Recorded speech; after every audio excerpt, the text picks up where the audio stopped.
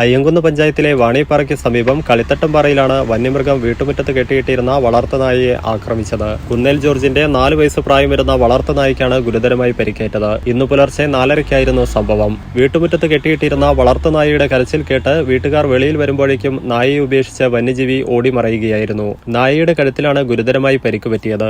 സമീപത്തെ കാടുപിടിച്ചു കിടക്കുന്ന പ്രദേശങ്ങളിൽ നിരന്തരമായി വന്യമൃഗങ്ങളുടെ കരച്ചിൽ കേൾക്കുന്നതായി നാട്ടുകാർ പരാതി പറഞ്ഞു. അടഞ്ഞുകിടക്കുന്ന പഴയ ക്രഷറിന്റെ ഏക്കർ കണക്കിന് വരുന്ന കാടുപിടിച്ച സ്ഥലം വന്യമൃഗങ്ങളുടെ താവളമായി മാറിയതോടെ പ്രദേശവാസികൾ നിരന്തരമായി വന്യമൃഗ ഭീതിയിലാണ്. പരിക്കേറ്റ നായയെ ഇരിട്ടിയിലെ മൃഗാശുപത്രിയിൽ എത്തിച്ച് ചികിത്സ നൽകി. പടക്കം പൊട്ടിച്ചാലും വന്യമൃഗങ്ങൾ പിന്മാറുന്നില്ല.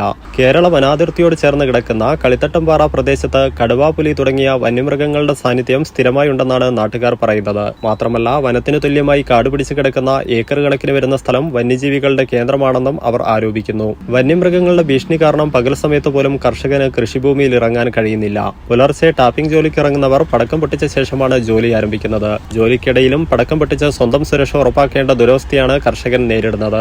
2 ആഴ്ച മുമ്പ് ടാപ്പിംഗ് തൊഴിലാളി ടാപ്പിംഗിനിടയിൽ കടുവയെ നേരിൽ കണ്ടു എന്ന് പറയുന്നു. പടക്കം പൊട്ടിച്ചിട്ടും പിന്മാറാതെ ഏറെ നേരം കടുവ നിന്നതായും ഇയാൾ പറയുന്നു. ഫോറസ്റ്റ് അധികൃതർ സ്ഥലത്തെത്തി പരിശോധന നടത്തിയെങ്കിലും വ്യക്തമായ കാൽപ്പാടുകളൊന്നും കണ്ടെത്താൻ കഴിഞ്ഞിട്ടില്ല. നായയുടെ കഴുത്തിലെ മുറിവുകൾ പരിശോധിച്ചാൽ കടുവ പോലുള്ള വന്യജീവി തന്നെയാണ് ആക്രമിച്ചത് എന്നത് വ്യക്തമാകും.